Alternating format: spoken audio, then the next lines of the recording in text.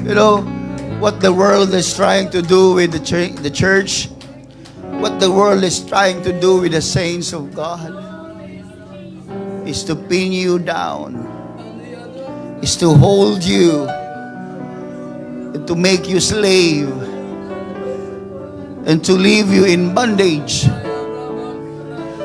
What Satan wants us is with the hands in a bondage, or hands wherein it's not free to worship. What Satan wants us, mga kapatid, for us, is to close your mouth and don't say anything for the Lord. What Satan wants, mga kapatid, is to hold your body and don't move for the glory of God. What Satan wants, mga kapatid, hallelujah, is to remove your freedom. Hallelujah. And to bound you into sin and in hell. Yan ang gusto ng kaaway. Hallelujah. But I want to tell you today, hallelujah, under the unction of the Spirit of God, that you are now here in the place of freedom. Hallelujah. God is setting you free. If you will trust Him, if you will just trust Him, hallelujah, God can remove all the bandages today. God can free you. God can set you free. Your mind, your soul, your body. God will want to set that free. If you just trust Him, if you believe Him, come on, loose in the name of Jesus. Set everyone, hallelujah, Lord, in freedom, hallelujah. Never mind what others will say, never mind what people will say, just worship the Lord in freedom, in Jesus' name, in Jesus' name. You know what makes a good church a good church? Hallelujah. You know what? It's freedom. When you come with bondage and you go to the right church, you will go home with freedom. I can tell you, sometimes bondage is not in physical. Bondage is in your mind. Hallelujah. Bakit ka patuloy na mahirap? Bakit ka patuloy na may karamdaman? Bakit patuloy ka ikaw nahihirapan? Because your mind is in bondage. But I want to tell you, the Word of God will set you free today. The Word of God is meant to transform you. That's the power of the Word of God. Yan ang kapangyarihan ng salita ng Diyos. Kaya kang palayain, mga kapatid. And I want everyone to submit to the Word of the Lord today. In John chapter 8, there was a story in the Bible wherein there was a woman. She was in captivity. She was in bondage. And everyone is looking at her as a filthy rags. She was in bondage. She was there standing, hallelujah, in the midst of this judgmental people. Alam niyo yung sinasabi ko, mga kapatid. She was there. And her experience is not good. And at that moment, Jesus was also there. Nandun din si Jesus Christ. He was just observing kung anong gagawin ng mga tao sa Kanya. And in verse 1 ng John chapter 8 says, Jesus went unto the Mount of Olives. And early in the morning, He came again into the temple, and all the people came unto Him. And He sat down and taught them. That's the passion of Jesus, teaching us. And the scribes and the Pharisees, the so-called people that should be helping people to understand the Word, look at this experience. And the scribes and the Pharisees brought unto Him a woman taken in adultery. And when they had set her in the midst, imagine, they brought this woman in the midst of people para ipahiya. And verse 4, they say unto him, Master, this woman was taken in adultery in the very act. Now Moses in the law commanded us that such should be stoned. But what sayest thou? It was in the law. Master, it was in the law na kapag mayroon taong ganyan ng kasalanan, kailangan batuhin siya, kailangan patayin siya. For the woman is standing. Para siyang kandilang unti-unting natutunaw sa harap ng marami. She was hopeless. And verse number 6 says, this they said, tempting him that they might have to accuse him. It's not about the woman, actually. It's about Jesus. They want Jesus to pin them down. Gusto nilang ipahiya din si Kristo. But Jesus stooped down and with his finger wrote on the ground, as though he heard them not. Dead ma sila kay Lord. Parang walang narinig si Lord. So, when they continued asking him, he lifted himself and said unto them, He that is without sin among you, let him first cast a stone at her. Sige, yun ang gusto niyong mangyari. Kung sino sa inyo, sabi niya, ang walang kasalanan, siyang unang bumoto sa babaeng ito. And again, he stood down and wrote on the ground. And they which heard it, pagkatapos nilang marinig ang sinabi ni Jesus, being convicted by their own conscience, they went out one by one, beginning at the eldest, even unto the last. And Jesus was left alone. Because only Jesus is the one who without sin. That's why he was left alone. And the woman standing in the midst. And when Jesus has lifted up himself, and saw none but the woman, he said unto her, Woman, where are those thine accusers? Had no man condemned thee? And she said, No man, Lord. And Jesus said unto her, straightly into her eyes, and Jesus said unto her, Neither do I condemn thee. And go and sin no more. At that moment, the woman received the forgiveness of her sins. She's not doing anything. She's not doing anything. She is guilty. She is bound to hell. But, hallelujah, she just stayed right in the side of Jesus Christ. She just stood up and stayed with God. She is a sinner. Hindi siya mabuti, mga kapatid. Hindi siya malinis, mga kapatid. Pero mas pinili niyang tumigil doon sa tabi ng Diyos. And then because she stayed with God, she received the forgiveness of the Lord. Now, where are those people who accuse thee? Jesus asked. The poor people that wants to kill this woman, they don't see the trap. Actually, they are the ones setting the trap for Jesus Christ. But the trap that they set was turned into a mirror. A huge mirror. Isang malaking salamin. At habang nakatingin sila sa babae, gusto nilang i-trap si Jesus. Pero habang sila nakatingin sa babae, ginawa ng Diyos ang babae na isang malaking salamin na habang nakatingin sila sa babae, ang nakikita nila ay ang kanilang sarili. Brethren, God loves us so much.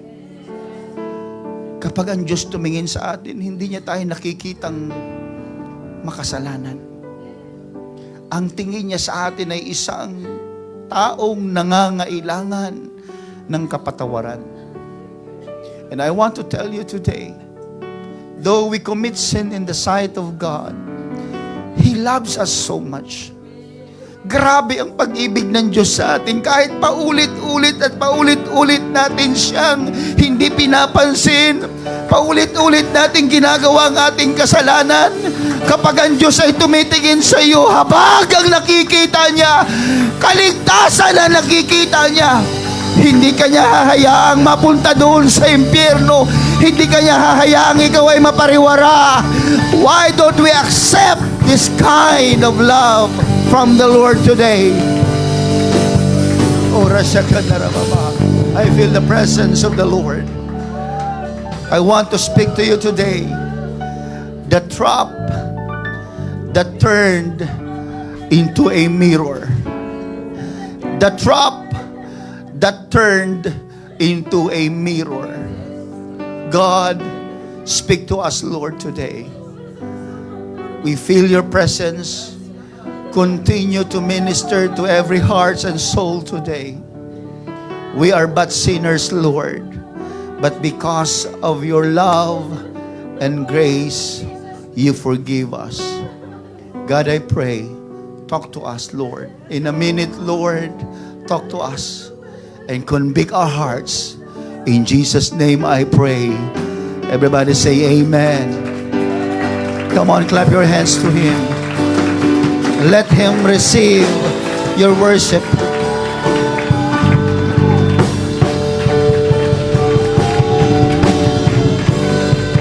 In Jesus' mighty name, let the Spirit of God move in this place.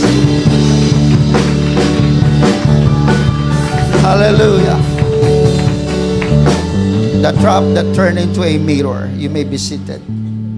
Jesus was in the midst of this temple. He was there to teach. But He was interrupted by the scribes and the Pharisees. Nandun si Jesus Christ para magturo. Pero there was an incident wherein itong mga tagapagturo din ng salita ng Diyos, mga eskriba at pariseyo, they want to set up Jesus. They want to trap Him. Hallelujah. Gamit ang case ng isang babae na na-caught with adultery. You know, brethren, these people, they came to Jesus not to learn. They questioned Jesus, but their meaning or their intention is to trap God.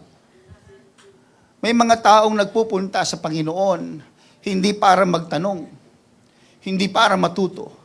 May mga taong nakikinig sa salita ng Diyos hindi para magbago, kundi para i-trap si Jesus, kundi para i-accuse si Jesus, kundi para humanap ng mali.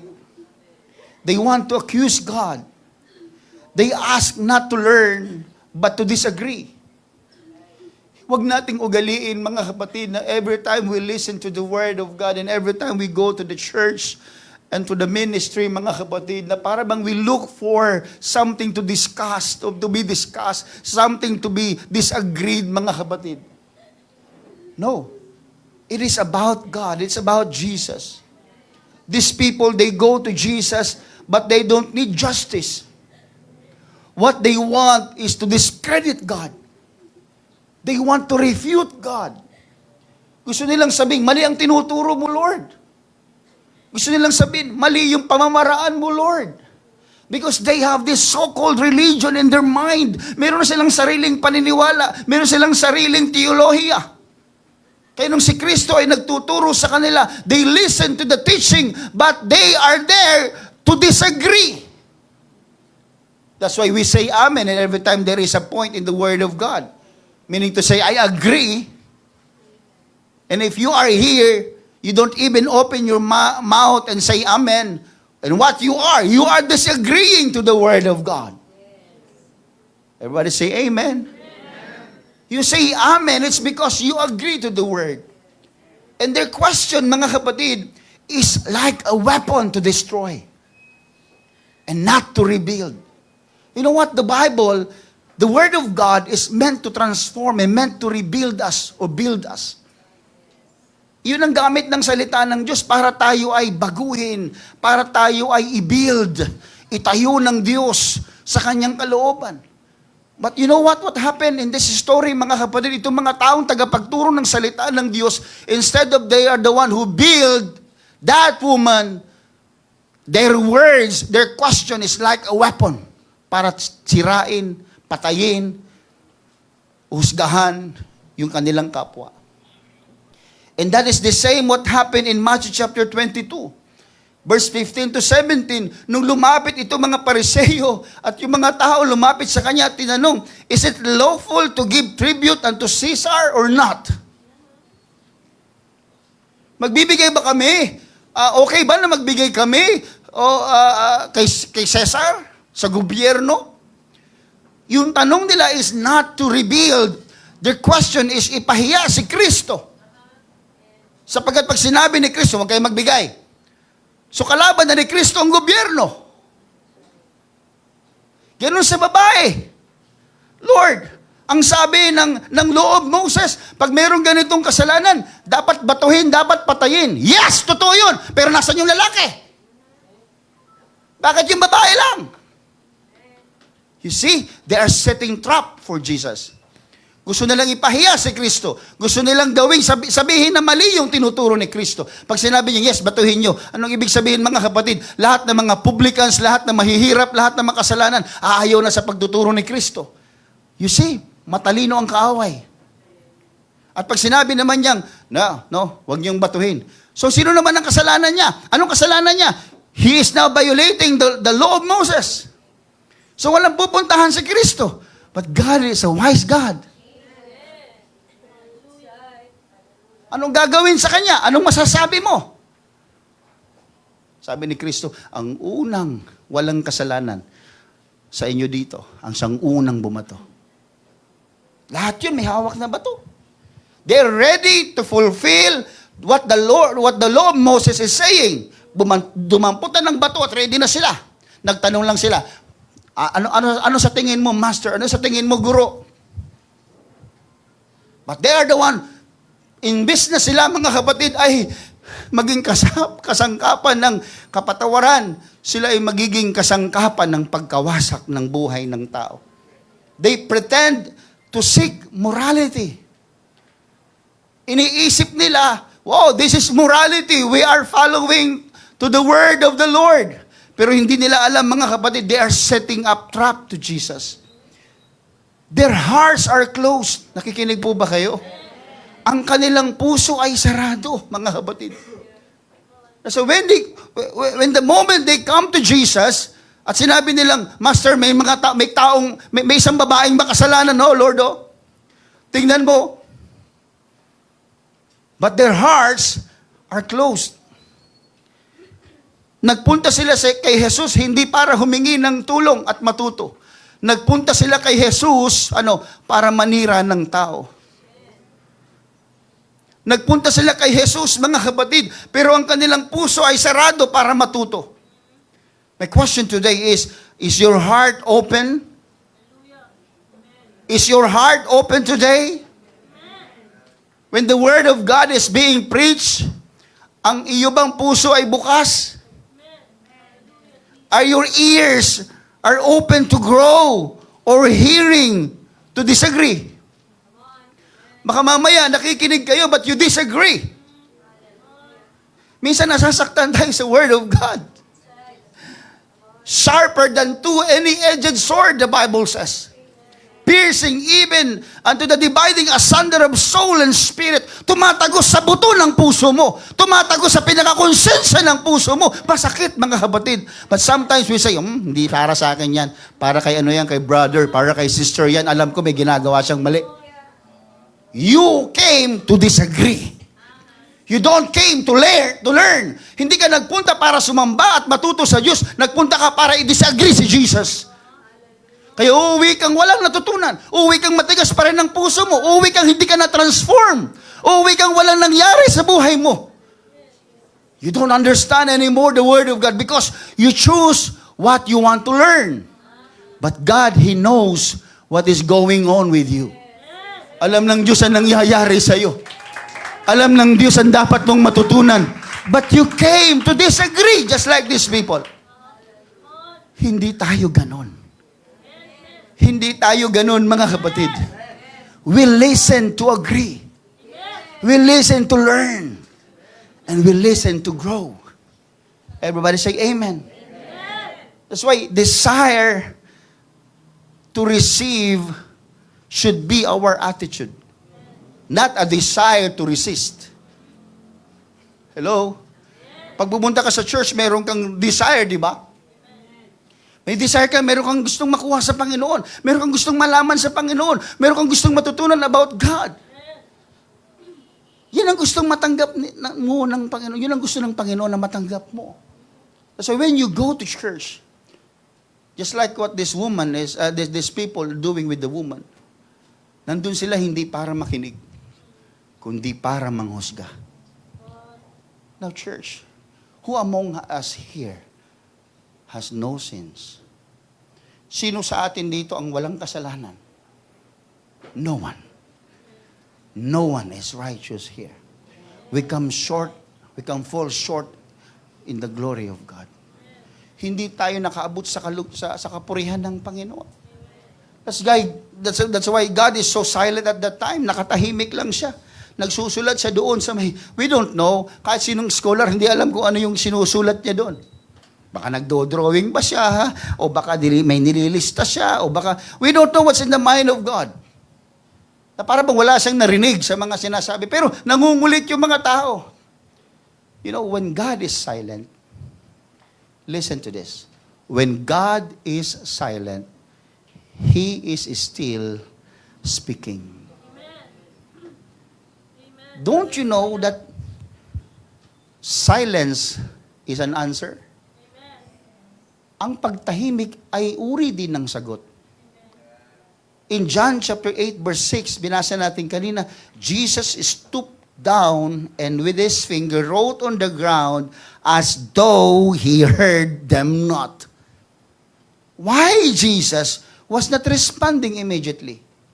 Bakit hindi sumagot kagad ang Panginoon sa kanilang tanong?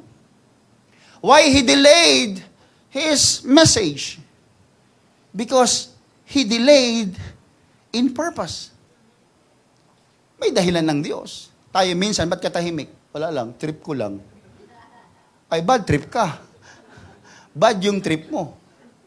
Pero si Jesus, when he delayed his speech, when he chose silence, that is in purpose.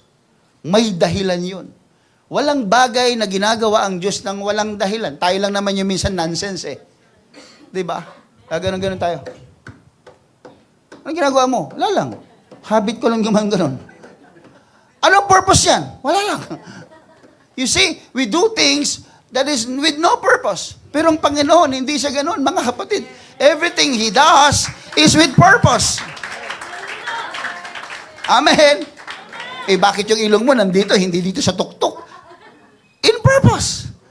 Kaya huwag yun ang questionin si Lord kung malaki butas dyan o maliit. Gaano makahinga kasi manipis yung butas. Sobrang naman ang hinga mo kasi sobrang laki naman. Huwag mo nang questionin si Lord. May purpose yan. Everybody say amen. So, the seems delay is on time. Nung pinag-aaralan ko siya, sabi ko, delay yung kanyang message, pero timing din. The seems delay is on time. Kaya pag meron kang hinihingi sa Panginoon, tapos hindi dumarating, huwag mong paratangan ng Diyos na hindi ka naririnig sa panalangin mo. Huwag mong paratangan ng Diyos na para bang wala siyang ginagawang answer doon sa prayers mo. That is not true. The seems delay is on time. Yung parang tingin mo na walang sagot ang Diyos, parang hindi naririnig ng Panginoon yung aking panalangin, ang tagal-tagal ko nang iniiyak sa Kanya, ang tagal-tagal ko nang hinihingi sa Kanya, pero hindi pa rin dumarating. Huwag kang mag-aalala mga kapatid, maging ang pagtahimik ng Diyos ay merong dahilan. Everybody say amen. He knows the answer and He also knows the timing. He knows the answer and He knows the timing. Jesus knew the law. Alam ng Diyos ang law of Moses. But let me tell you this.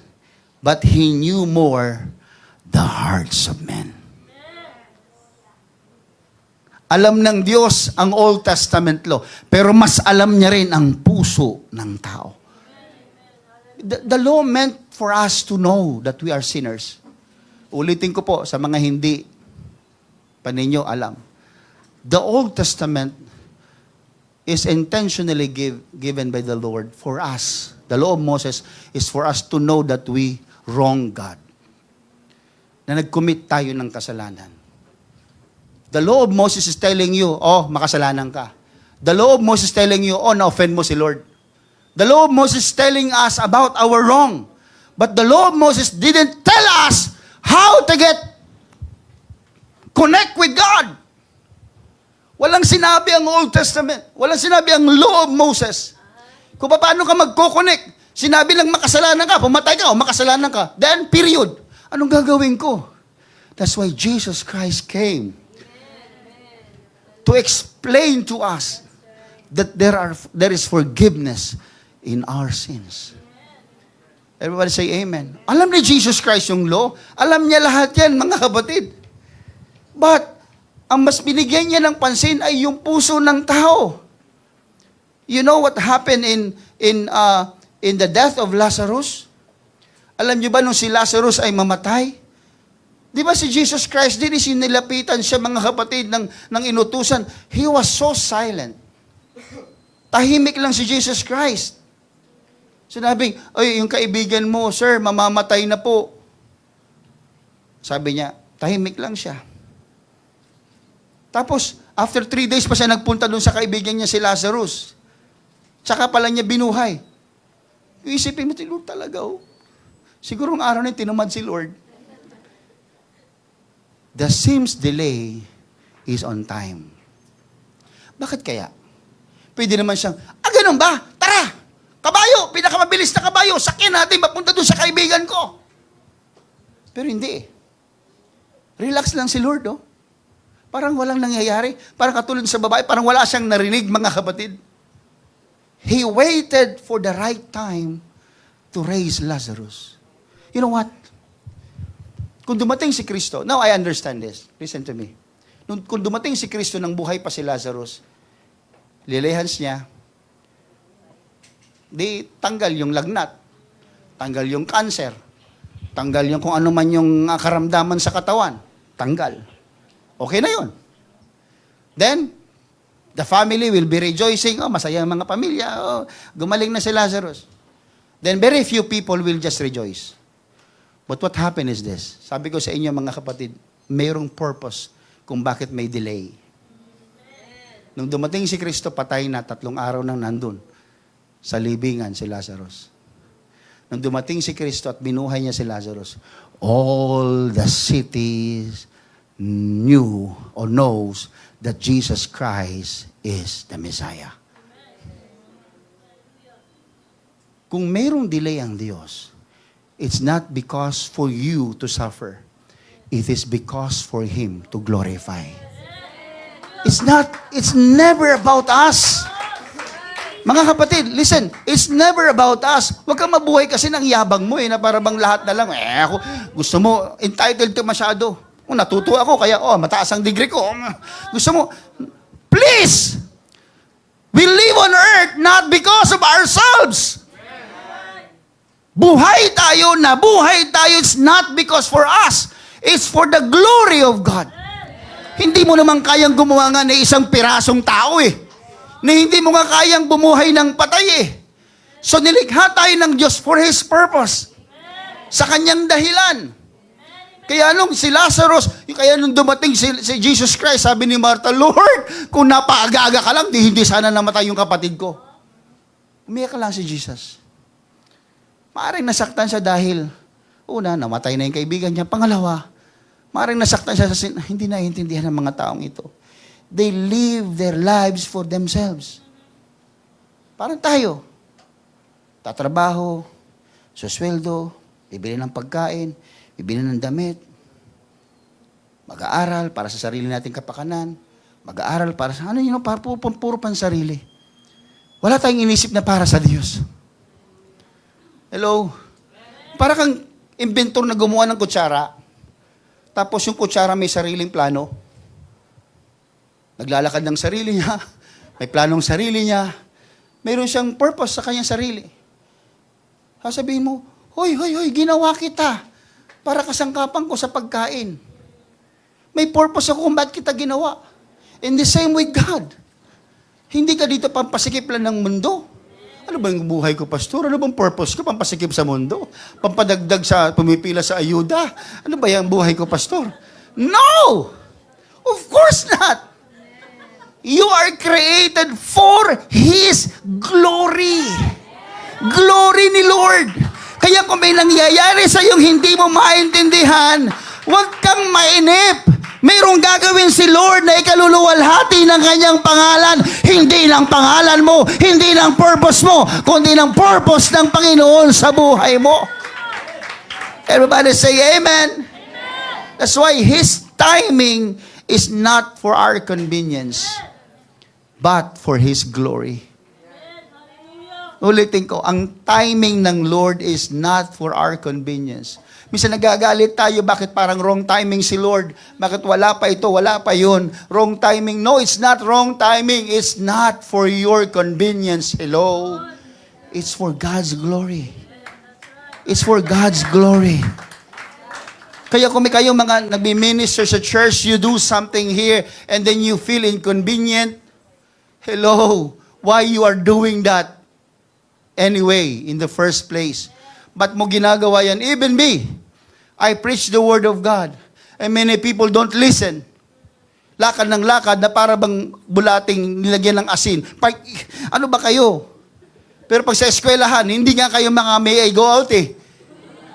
Pag nanonood kayo ng basketball, iingihi ka na. Hindi ka di baling sumakit ang pantog mo. Di baling magkasakit ka sa UTI o magka-UTI ka. Huwag ka lang tatayo kasi nanonood ka seryoso. Pero pagdating sa salita ng Panginoon, ano ba naman yung ugali natin?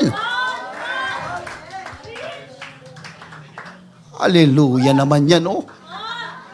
Baka pwede naman pakinggan ninyo. This is the Word of God. This is not just an institution instituted by man. This is instituted by the Spirit of God. Church ito. Hindi ito eskwelahan mo, hindi ito trabaho mo. You treat the Word of the Lord more higher than what you think that is greater. This is more greater. Kaya alam niyo, kung meron tayong inconvenience sa ministry, napagalitan ka, napagsabihan ka, na-correct ka, that is not for your glory. Don't seek your convenience here. Seek for the glory of God. Kasi itinutuwid tayo ng Panginoon. Everybody say amen. Kaya itong mga taong ito, mga kapatid, they seek the counsel of Jesus Christ. Pero hindi nila alam ang Diyos, kung sila ay nagtatrap para kay Jesus, hindi nila alam, si Lord din ay may trap sa kanila. The mirror that no one expected. Dala-dala nila yung babae, oh. Lord! Eto! Isang example ng law of Moses. Dapat yan patayin. Lord, tignan mo. Mali yung ginawa niya. Di sila, parang yayabang. Hindi nila alam. Nagdala sila ng isang napakalaking salamin sa harap nila. Kaya tahimik lang si Lord. Siguro inisip ni Lord, pambihira, mga bopols naman ito. Minsan kasi pa nagmamarunong tayo, hindi natin alam, mukha na pala tayo mga bopols. Kaya huwag tayong magmarunong. May mas marunong sa atin. Kaya pag di nagset sila doon, mga kapatid. John chapter 8 verse 7, He that is without sin among you, let him first cast a stone at her. Sige, yung walang kasalanan siyang unang bumato. That is the recorded in the Bible. Listen. The only challenge in the Bible that no man can do. Kayang gumawa ng tao ng barko? Pwede. Aeroplano? Pwede. Pero itong challenge na recorded in the Bible, when I read my Bible, the only challenge that no man can do. No man. Why? Because they were trapped. Jesus turned the trap into a mirror. The woman becomes the reflection of their sins. Sa tuwing nakatingin sila doon sa babae, sabi ni Kristo, linaw-linawan nyo ang inyong mga mata. Nakatingin kayo sa inyong sariling mga kasalanan. So they drop their stones because they see themselves in the woman. Nakita nila yung kanilang sarili sa babae. That's why we should be careful to throw anything. Be careful of that stone. Don't throw it to anyone because you might ended up hurting yourself. Bato ka ng bato sa iba, hindi mo alam, sarili mo ang binabato mo. Sira ka ng sira sa iba, hindi mo alam, sarili mo ang sinisira mo. Sabi ni Kristo, look at her! Because if you continue looking at her, you are continuously seeing yourself. Kaya ang sino mang walang kasalanan dyan ang unang bumato. And everyone left except Jesus. Alam niyo si David, ganun din naman David hurt himself when Nathan showed the mirror. Isang araw, pagkatapos gumawa ni David ng mali, mga kapatid, pinabisita ni Lord si Prophet Nathan sa kanya. Punta mo doon yan. Kwentuhan lang sila. Isang hari at isang propeta. Nagkwentuhan lang. Tignan nyo, hindi ko mo hari, mga kapatid, ay marunong. Remember, God speaks first with the prophet before He speaks to the king. And there is no record, I think, there is no record that He keep on speaking to the kings. Palagi nakikipag-usap ang Diyos sa propeta at hindi sa hari. Kinausap ng Panginoon ang propeta. Si propeta lumapit sa hari. Alam mo, mahal na hari, may isa kasing kwento dyan. Alam niyo, may isang tao na mayroon siyang alagang nag-iisang tupa. Isa lang yun. Ngayon, mayroon naman siyang kapitbahay na may alaga ng maraming tupa. Sabi niya, interesting yan Ano nangyari? Isang araw, itong maraming tupa may dumating na bisita. Siyempre, paghahandaan niya. Ang ginawa niya, pumunta siya doon sa kapitbahay niya, may isang tupa, kinuha. At pinatay yung nag-iisang tupa at pinakain doon sa bisita ng mayaman. Sabi ng mahal na ari, grabe yan Sobra yan! Mali yan! Parusahan! Yung lalaking yon! Anong sabi ni Nathan? Mahal na hari, thou art the man. Ikaw yun, mahal na hari. What did you do with Bathsheba? Why did you get something that is not yours? And then suddenly, David repented of his sins. Tinanggap ni David. Nagkamali siya, mga kapatid. David was hurt.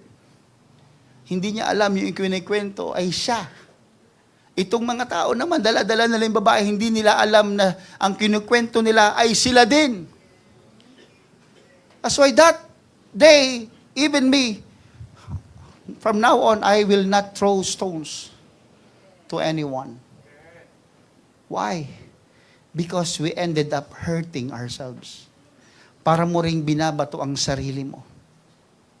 Kaya maging si Prophet Jonah, mga kapatid, exposed his selfishness when he showed anger in God's mercy with Nineveh.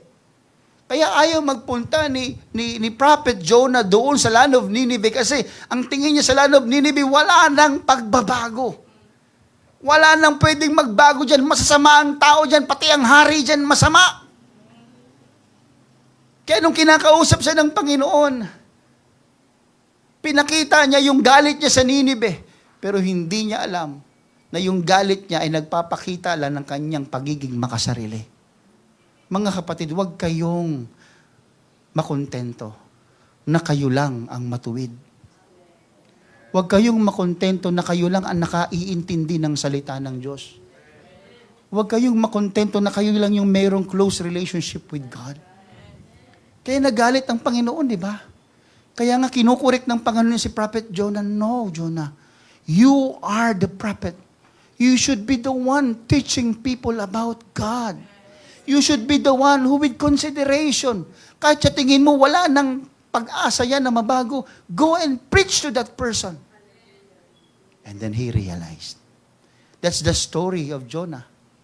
Ang alam kasi natin, may malaking isda, kinain siya, nilunok siya, hindi pala kinain, pag di gutay-gutay na yun, nilunok siya, iniluwa siya, nag-preach siya, nagsisi yung buong Ninibe, lumabas siya doon sa Ninibe, palungkot-lungkutan, nag-iimo-imo, nakatingin doon sa nagbagong syudad. Nagbago yung syudad, hindi tawa yung syudad. Nag-repent ng sin. Pinatawad ng Diyos, pinagpala ng Diyos, lumabas siya. Nag-iyak siya doon, kaya naman ayaw kong pumunta dito kasi makasalanan sila. Sabi ng Panginoon, look at them. They changed.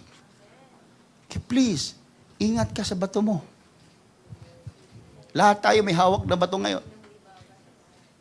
Mag-ingat ka kung kaninong may babato yan. Babalik yan sa iyo. Everybody say amen. Can we clap our hands to Him? Thank you, Jesus. That's why, they were convicted. Sige, ang walang kasalanan, ang unang bumato, nagbitawan ng mga bato. Magmula sa matanda hanggang sa pinakabata. O pinakabata hanggang sa pinakamatanda. Binitawan ng kanilang mga bato. Verse 9, and they which heard it, being convicted by their own conscience. They were convicted by their own conscience. Pag sinabing convicted, ibig sabihin, they were rebuked or they were convinced. They were convinced that they are sinners too. Kaya binitawan nila, ay, babatuhin ko pala sarili ko. Bakit? Kasi ang babae, isang napakalaking salamin. Habang tumitingin sila, ang nakikita nila ay yung sarili nila. Ay, babatuhin ko rin pala ang sarili ko. Ay, katulad din niya pala ako. Ay, makasalanan pala ako. You know what? Listen to this. The truth quietly breaking through the walls of pride. Alam niyo ang katotohanan? Dahan-dahan yan at tahimik yan, napapasok sa puso mo. Wawasakin niya yung pader ng pride, ng pagmamataas. Ready na siyang bumato. Ready na silang humusga. At nung nakita nila ang sarili nila sa babaeng yon, yung katotohanan nakita nila, pumasok sa puso nila yon. Winasak yung pagmamataas. Kaya bumitaw ang bato. You know what? What we need is the truth of God. Pag may taong matigas ang kanyang prinsipyo, the very reason is because they don't believe in the truth of God. Minsan kinakailangan pampakitaan tayo ng Panginoon ng salamin para makita mo kung sino ka talaga. Kaya minsan itong mga tao, mga kapatid, tayong mga tao, we need to be convicted. Their intention is to judge, but they became the offender. Jesus only convicted them and did not condemn. Alam mo, habang kagabi, binameditate ko siya mga kapatid, napansin ko doon sa Word of God. Alam niya na itong mga tao ito, nuknukan at saksakan ng mga yabang, mga makasalanan, mga mapanghusga, pero wala kang nakita at narinig na binitawan ni Kristo na sila'y makasalanan. Hello. It is God Himself. Diyos mismo. Alam niyang makasalanan ka. Pero hindi niya pinamukha sa iyo at sinabing, ikaw nga eh, ikaw nga eh, ikaw nga eh.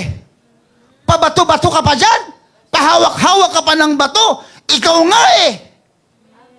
Wala kayong maririnig kay Kristo na ganon. Anong ginawa ni Kristo? Kumuha ng salamin. O yan, tingnan nyo sarili nyo. At habang nakatingin sila sa babaeng handang-handa ng husgahan, handang-handa ng batuhin, the truth spread out. Kumalat ang katotohanan, pumasok sa kanilang puso, nakunbig ang puso nila, bumitaw ang bato, lumayas sa harap ni Kristo.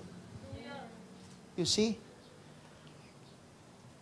We need conviction.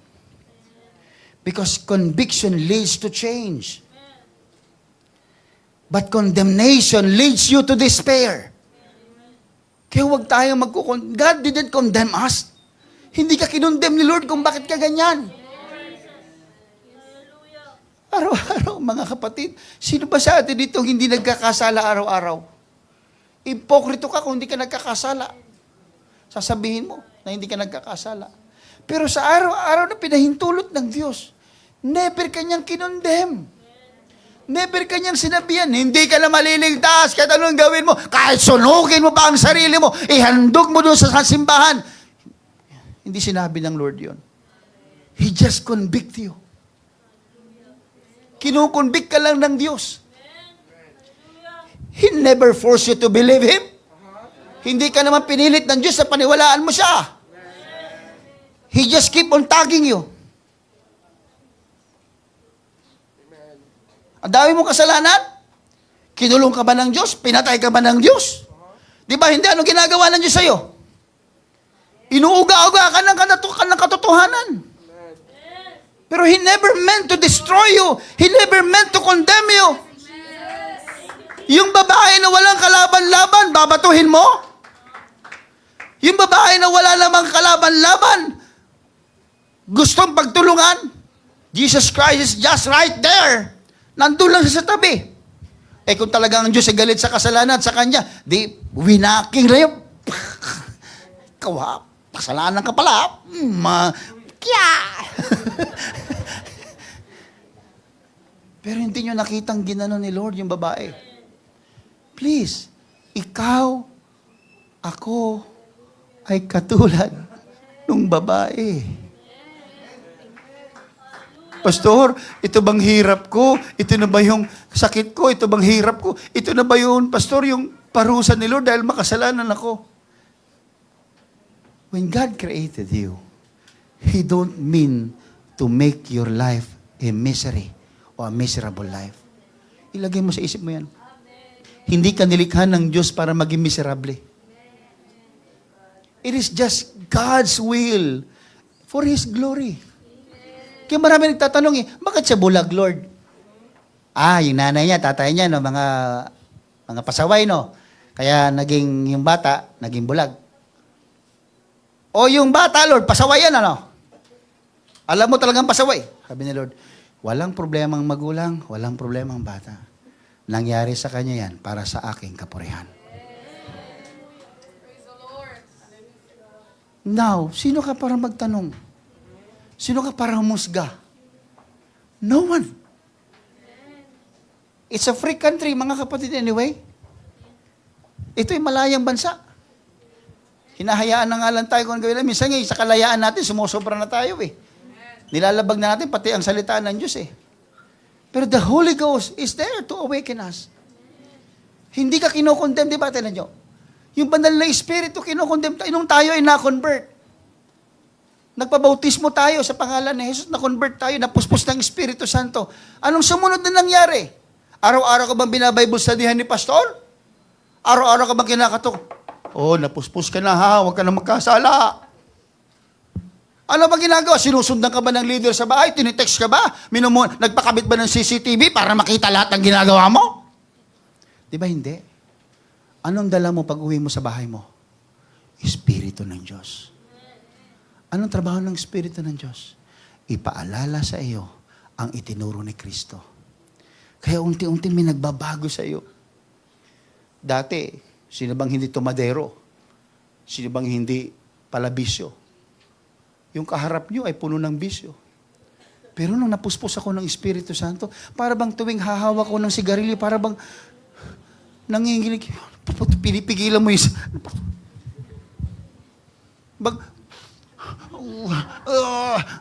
Parang may humihila na may parang... Siyempre, may nanalo ba sa'yo? Ikaw ang Diyos ng sarili mo. Ay, shoot!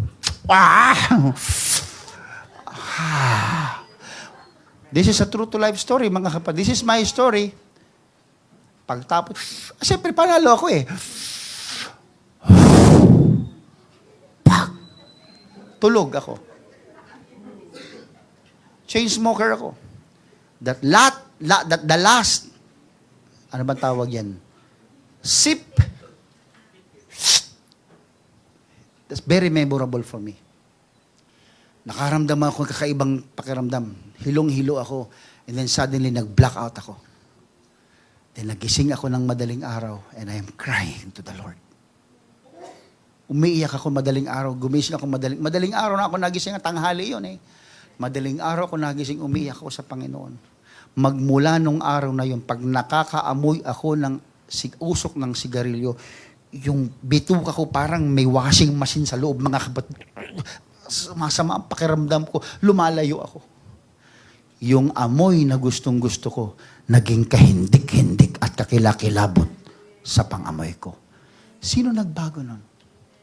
Ako? Nakailang snowbear po ako. Nakailang white rabbit po ako. Sinubukan ko, hindi ko kaya.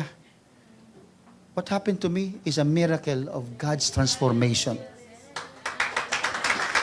Now, you tell me na hindi totoo. Kayo nga eh. Kayo mismo makakakita, maraming taong gustong sumubok lumayo sa bisyo pero hindi kinaya. Kasi kakayanan nyo ang ginamit nyo. Pero kung kakayanan ng Diyos ang gagamitin nyo, mga kapatid, I can tell you, mga kapatid, hallelujah, walang klase ng bisyo o gapos ng kaaway o anumang uri ng kasalanan na hindi kayang tanggalin ng Panginoon sa buhay mo. That's why when Peter preached, alam niyo mga kapatid, in Acts chapter 2, people were convicted. Not by force, but by truth. Wala naman sinabing, tinan nyo, narinig nyo na yung preaching, magbabautismo na kayo. Sino nagtanong? In verse 37 sila nagtanong, ano pong gagawin namin? What shall we do? Then Peter said unto them, repent and be baptized, every one of you, in the name of Jesus Christ for the remission of your sins, and you shall receive the gift of the Holy Ghost. That was the first preaching. You know what happened to the church? The Lord added to them 3,000 souls. Isang araw lang na preaching, 3,000 ang convert. Wala akong nakitang ganyang simbahan, mga kapatid. Only the church of God. Can we clap our hands to Him? Kaya alam nyo, minsan, hahayaan tayo ng Panginoon na maging masaya sa ginagawa natin eh. Naggagawa ka ng kasalanan, hindi naman ako pinaparusahan ni Lord. Sarap pa nga ng buhay ko. Because, hindi ka naman niya pupuntahan at kakatukin sa bahay mo. 1 linggo ka na lang pag di ka nagbago. Ano ang gusto niyo ganon? Nakakatakot yun mga kapatid. Makatanggap ka ng sulat galing sa langit. From heaven, the headquarters of Jesus Christ. To. Sino? Ito na lang, si Mark na lang. Mark Vergara. May address pa, may mobile number pa, may email pa. May TikTok account pa. Kompleto. Pagbukas, Mark, I am telling you now, you have 1 week to change your mind. Be converted in Jesus' name. Or else you die.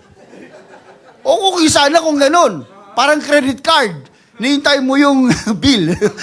Pwede yun. Pero mga kapatid, di ganun si Lord eh. Hayaan ka niya. Gusto mong, okay, sige, go. Sige, gawin mo yung kasalanan mo. Pero ang gusto ng Panginoon, ang ginagawa sa atin, conviction. Na isang araw nakaupo tayo, nakikinig ng Word of God, biglang parang may malakas na puwersang sumuntok sa puso mo. Nasaktan ka. At yung sakit na yon, natuto kang ipagkatiwala sa Diyos kung anong gagawin niya. Hindi ka niya pipilitin. Hindi ka niya pipilitin, ikukonvict ka lang niya. Kaya nga si Pedro, mga kapatid, nung lumuhod sa paanan ni Kristo, pagkatapos makahuli ng marami, di ba sa Luke chapter 5 verse 8, na-revealed yung kasalanan ni Pedro. But Jesus did not call him a sinner. Kung pag binasa niyo yan, when Simon Peter saw it, he fell down at Jesus' knees, saying, depart from me, for I am a sinful, O Lord. Makasalanan ako, lumayo ka Lord, lumayo ka. Diba? Mahulog siya doon. Pero hindi, nilapitan siya ng Panginoon. Hindi pa rin siya, God is so gracious. Kahit makasalanan na si Pedro, hindi niya pa rin tinawag na makasalanan. May plano pa rin ng Panginoon sa kanya. May plano pa rin ng Diyos sa iyo. May plano pa rin ng Diyos sa akin. May plano ang Diyos sa atin, mga kapatid. Everybody say amen. Conviction isn't always loud. Because God can whisper truth in your hearts to bring you to repentance. Minsan ang katotohanan hindi palaging maingay. Minsan ang katotohanan, alam nyo kung nasaan? Sa tahimik na pagkakataon. Nag-iisip ka. And then suddenly, God will talk to you. And then you will be convicted. Pero alam nyo yung guilt? Kabaligtaran. It makes the loudest accusation. Yung guilt, nako, ang ingay niya.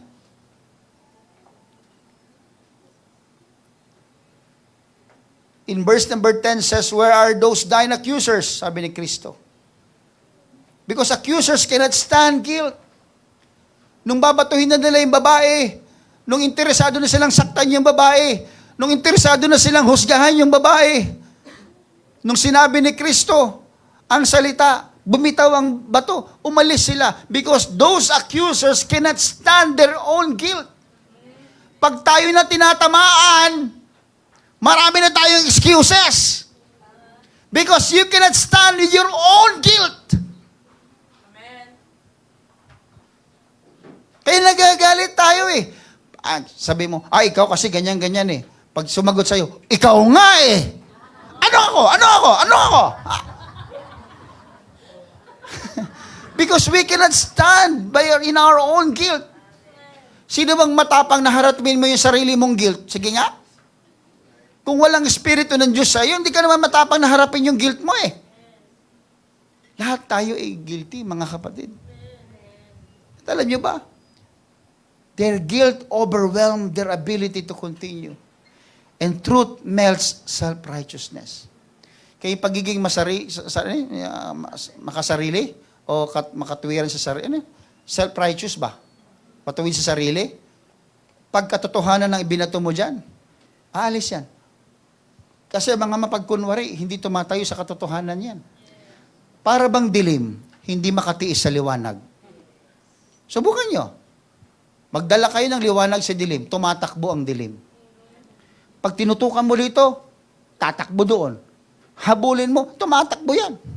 Pag tinutukan mo ng flashlight, yung dilim. Hindi nila kaya na tumayo sa liwanag. Kaya tayo punong-puno ng kadiliman sa buhay. Bago tayo makakilala kay Kristo. Noong ang salita ng Diyos dumating sa akin, ano nangyari sa atin? Di ba natunaw tayo? Yung iba tumatakbong pilit, lumalayo ng pilit, sinasabi ng Panginoon, ito sinasabi, tumatakbo pa rin, lumalayo pa rin. Kaya nung ginawa nila, they walk away, not because they were forgiven, they walk away because they were exposed. Pag tayo kasi na-expose ang ating kasalanan, dalawa lang yan, manatili ka o lumayas ka. Listen, before I end, listen to this. May dalawa ng klaseng tao sa harap ni Kristo nung oras na yon. Yung babaeng makasalanan at yung mga makasalanan sa paligid niya. Look at this. May mga taong hindi kayang pangatawanan ang kanilang kasalanan. Katulad ng iba, umalis. Instead of them staying with God, listen to this. Instead of them staying with God and repenting of their sins, lumayo sila. Look what happened to the woman. She chose to stay. Hindi ba dapat tumakbo na rin siya? Takbo na ako. Kasi nagtakbuhan na rin yung iba. No. She chose to stay. I will stay with Jesus. Total, alam naman ng marami, kasalanan ko eh. Total, napahiya na rin lang naman ako. Sige na, Lord, ito na ako. You know what happened? She is the only person in that place who received forgiveness because she chose to stay. Brethren, let me tell you this. They left while the woman stayed. And those who stayed were forgiven. You know what? Forgiveness is free, but this is not cheap. Libre ang pagpapatawad, pero hindi po ito mumurahing bagay.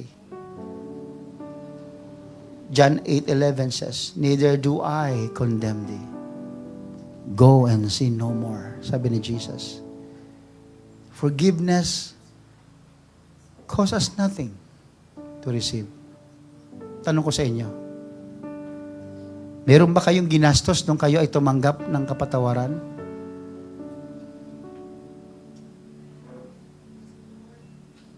Did cost you something when God forgive you? Wala naman nawala sa inyo. May kinuha ba ang Diyos sa inyo kapalit ng kapatawaran? May sinabi ba ang Diyos, sige, patatawarin kita, bayaran mo ako? Forgiveness does not cost us something when we receive the forgiveness. Listen, but it cost so much with Jesus. The life of the Lord was given. The life of God was given. Siya ang may gastos, tayo wala. Ito ka ngayon, makasalanan. Ito ako ngayon, makasalanan. Lumalayo tayo sa libre. Lumalayo. Wala namang pababayaran si Lord sa iyo eh. Wala namang sisigilin ng Diyos sa iyo eh. Bibigyan ka pa nga eh. Pero we keep on running. Tsaka na, pastor. Tsaka na yan simba. Tsaka na yung Bible study. Tsaka na yung prayer. Tsaka na yan, pastor. Wala ka namang gastos Wala namang hinihingi si Lord sa iyo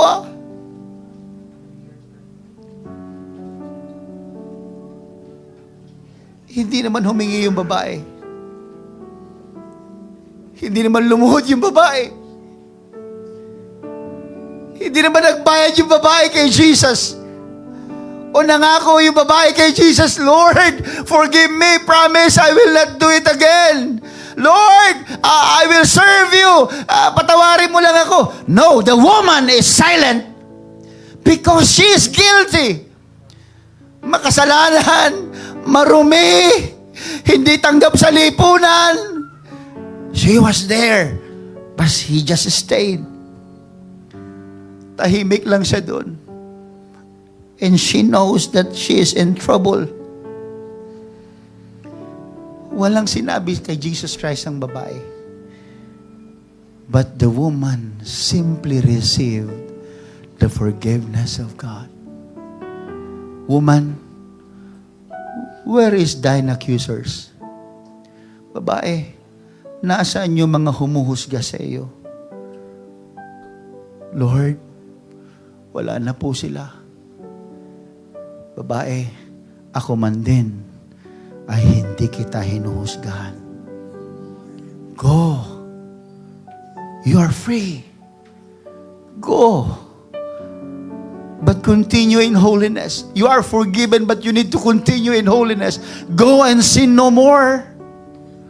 Go, you are free. You are set free. You have this liberty. You are free now. You have the freedom. Pinatawad na kita. Pinatawad ka na. But remember, you need to keep the holiness. Sin no more. Wow. That day, hallelujah, you receive the forgiveness for free. But God is telling you, He is not erasing, hallelujah, your responsibility. You still have the responsibility. You know what? Nung araw na yon, sa templo ng Diyos,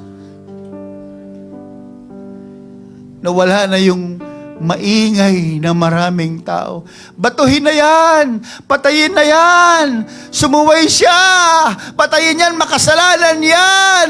Adulterer yan! Walang kwentang tao yan! Makasalanan yan! Patayin na yan! Those voices were gone. Those voices were gone.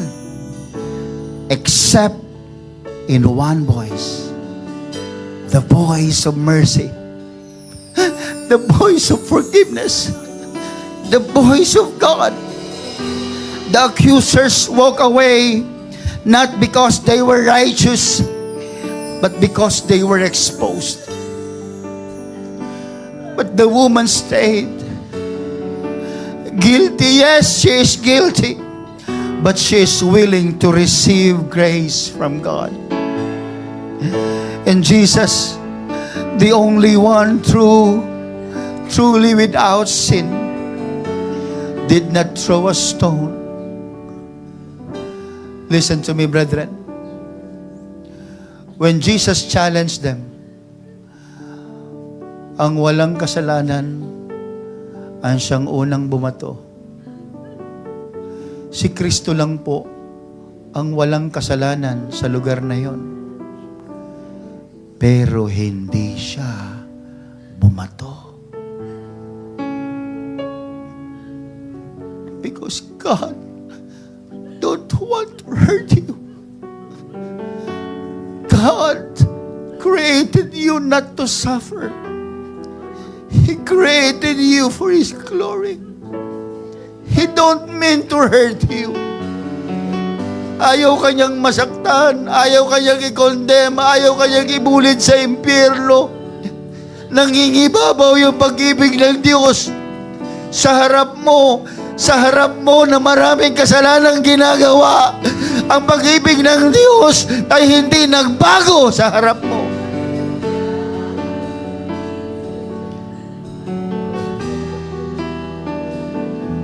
This is your moment. Brethren, this is your moment. You may find today maybe yourself in the crowd. Maybe you are accused. The same with the woman. Maybe people are condemning you. Maybe other people hurting you. Or maybe you are holding a stone, quick to accuse. Or maybe you are like the woman. You are caught. You are broken. You are ashamed. You are exposed. You are a sinner. But here's the good news, brethren. Ito ang magandang balita, kapatid. Jesus is still here today. Not to crush you, not to condemn you, but to meet you where you are. Jesus is still here today. Naghihintay siya na huwag kang umalis, huwag kang lumayo. Kahit makasalanan ka, huwag kang lalayo.